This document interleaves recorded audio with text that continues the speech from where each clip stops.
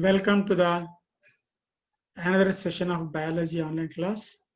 Yesterday we have completed the human respiratory system.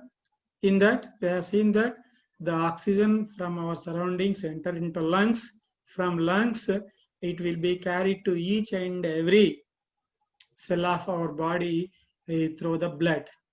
So then what happens to this oxygen when it reaches into each and every cell? So there, this oxygen is utilized for the respiration and produces the energy. And in the same way, the end products of the digestion undergo respiration along with oxygen and it produces energy in each and every cell.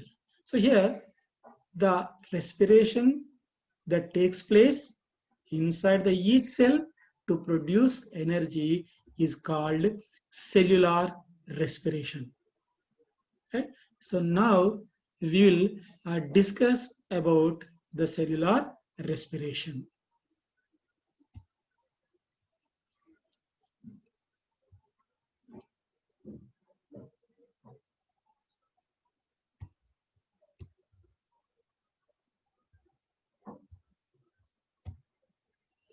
Right, this is cellular respiration.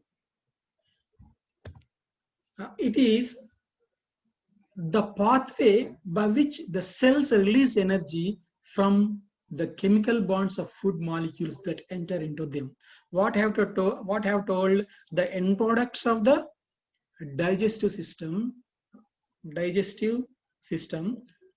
are the substrates for this respiration. Carbohydrates, when digested, they are converted into glucose. The glucose is the substrate for respiration. So the chemical bonds in the glucose will produce energy in the process of respiration. This cellular respiration provides energy for the essential process of the life. Then cellular respiration in prokaryotic cells occur within the cytoplasm. So what are the prokaryotic cells? The cells in which there is no distinct nucleus. What is a distinct nucleus? The nucleus that is surrounded by a clear nuclear membrane is called a distinct nucleus. But in the prokaryotic cells, the nucleus is devoid of a cell. There is a nuclear membrane. The nucleus without nuclear membrane. So that is indistinct nucleus, or it is called as incipient nucleus. So that type of cells are called as prokaryotic cells. In eukaryotic cells, cytoplasm and mitochondria are site of cellular respiration. What are the eukaryotics? Eukaryotic cells are the cells in which the nucleus is surrounded by a distinct nuclear membrane. That is eukaryotic cell. In prokaryotes, cellular respiration takes place only in cytoplasm. In eukaryotic cells, the respiration takes place in cytoplasm and also mitochondria. In mitochondria, energy is produced and stored in the form of ATP. So what is a mitochondria? Mitochondria is a cell organelle. You have studied in your 9th class. Mitochondria is a cell organelle which is site of cellular respiration. Site of cellular respiration means the cellular respiration takes place in this mitochondria. So in mitochondria, cellular respiration takes place and that results in the production of energy. That energy is stored in the form of ATPs. The energy is stored in the form of ATPs. This is adenosine triphosphate. This is adenosine triphosphate, ATP. A stands for adenosine, T stands for tri, P stands for phosphate, adenosine triphosphate. So in mitochondria, the energy is produced and stored in the form of ATP after cellular respiration. Hence, Hence, the mitochondria are known as powerhouses of the cell. Mitochondria are known as powerhouses of the cell. Then we have to see the structure of mitochondria. Structure of mitochondria. Why? Because it is site for cellular respiration. Then the mitochondria is surrounded by two membranes. This is the outer membrane and this is the inner membrane. This is the inner membrane. The outer membrane and this is the inner membrane. So there is a space between the outer and inner membrane. That is called as perimitochondrial space. Perimitochondrial space. Then the outer membrane is normal, but the inner membrane shows some inward foldings. Inward foldings. These inward foldings are called as, this is the inward folding of inner membrane.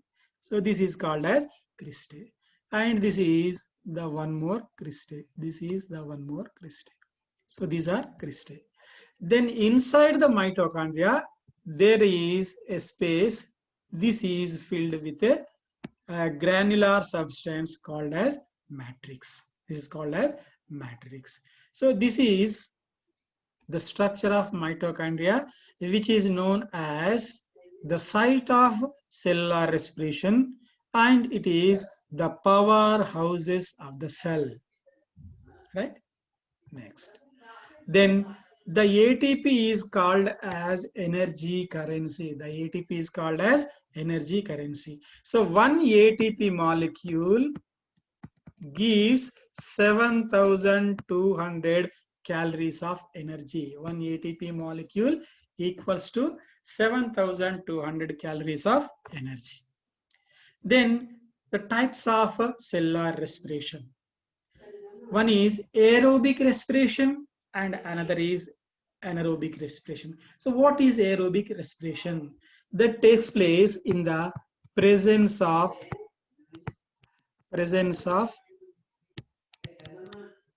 oxygen. And the anaerobic respiration takes place in the absence of oxygen. In the absence of oxygen. So these are the two types of cellular respirations, aerobic respiration and anaerobic respiration. Aerobic respiration that takes place in the presence of oxygen, anaerobic respiration takes place in the absence of oxygen. So here, generally the substance which undergoes respiration is called as respiratory substrate. Respiratory substrate. So here, the glucose is the common respiratory substrate. So glucose participate in the cellular respiration. So first, glucose is converted in the first step. The glucose is converted into pyruvate. So that is called as pyruvic acid. The glucose is the 6-carbon compound and the pyruvate is the 3-carbon compound. And in this process, some amount of energy is released. This process is called as glycolysis. The first step in the cellular respiration is glycolysis. The first step in the cellular respiration is glycolysis. Then what is glycolysis? The conversion of glucose into pyruvic acid by releasing the energy is called as glycolysis.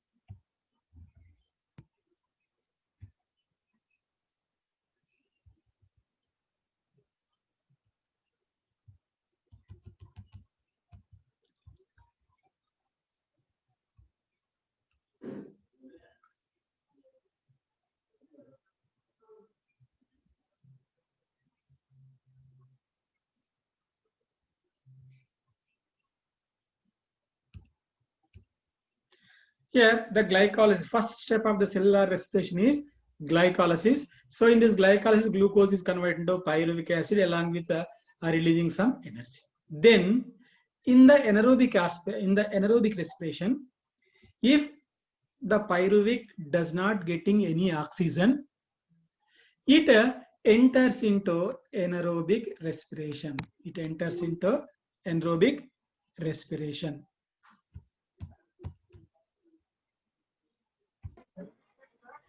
It enters into anaerobic respiration. This is the anaerobic respiration. So here there is absence or very low percent of oxygen is there, then pyruvic will enter into the anaerobic respiration. That step is called as fermentation.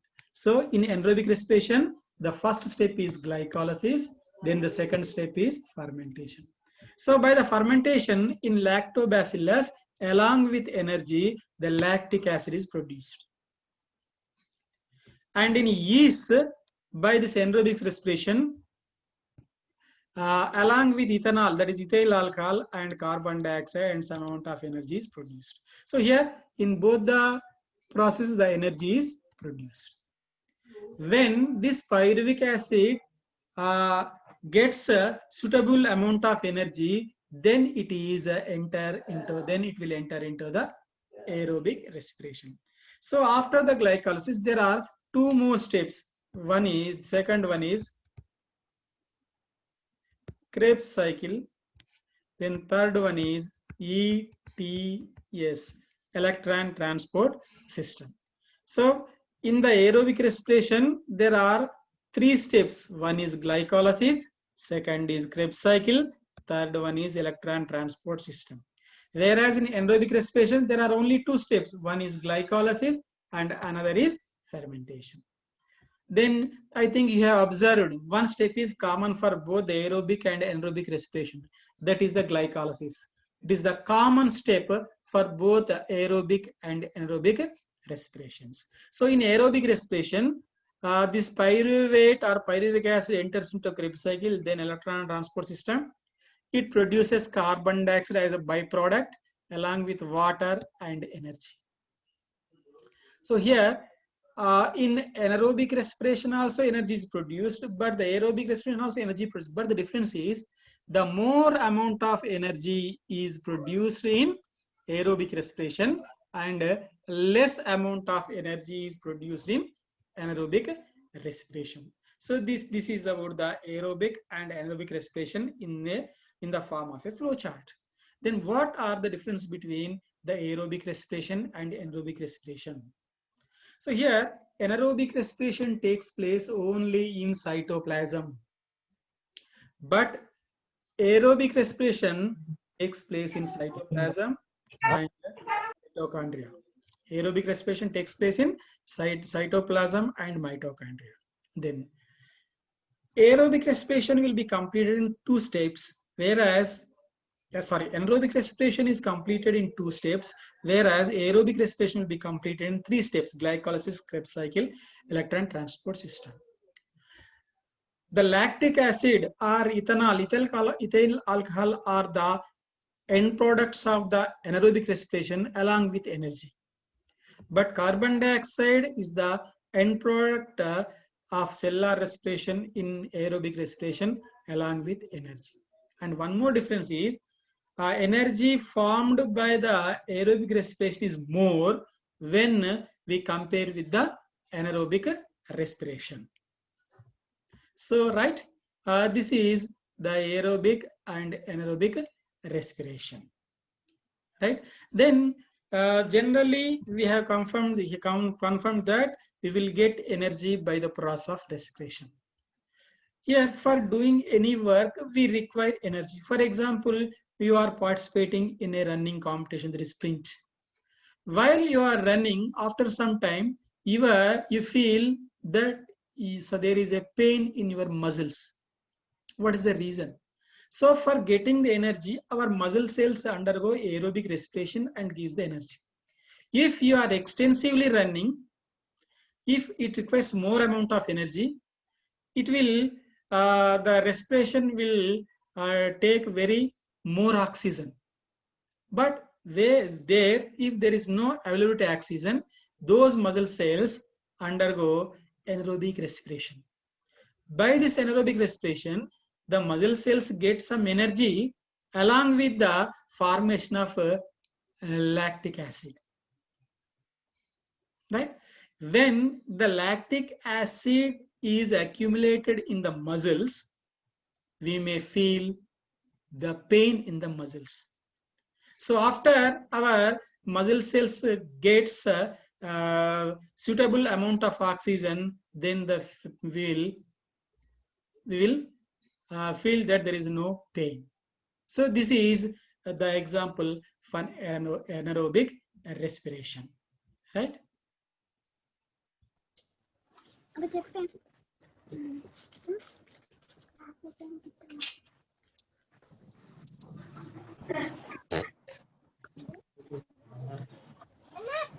So this is about the cellular respiration that takes place in each and every cell of the body.